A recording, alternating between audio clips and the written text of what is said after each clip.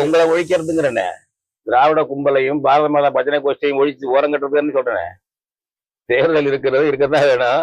எங்களுக்கு இம்மீடியட்டானது உடனடி காரணம் வந்து வந்து பாரத மாதா கும்பலையும் இந்த திராவிட கும்பலையும் புறந்தள்ளணும். தமிழன் தமிழ்ச்சிக்கு எதிரானது அது. அது ரெண்டையும் அப்புறப்படுத்துவதற்கு நம்ம ஆளுங்க வரட்டும், நம்ம ஆளுல முற்போக்கு பிற்போக்கு எல்லாம் வருவாங்க. சரி இருக்கும் தப்பு இருக்கு, அது நமக்குள்ள நடக்கிற சண்டை. தமிழன் தமிழ்ச்சிக்குள்ளத தமிழ் தேசியங்கிறது பொதுவானது. இடதுசாரியா வலதுசாரியா நடுசாரியா கிடையாது, பொதுவானது அது. அவங்க பொறுத்து இருக்கு. நமக்குள்ள அந்த சண்டை கூட நடக்கட்டும். இது சரியில்லை, சீமான் சரியில்லைப்பா, நாங்க இதை விட முற்போக்கு தமிழ் தேசியம் பேசுறேன்னு ஒருத்தன் வந்தா வரட்டும். சொல்றேன், உங்களோட எல்லாம் மாரடிக்க வேண்டியிருக்கு.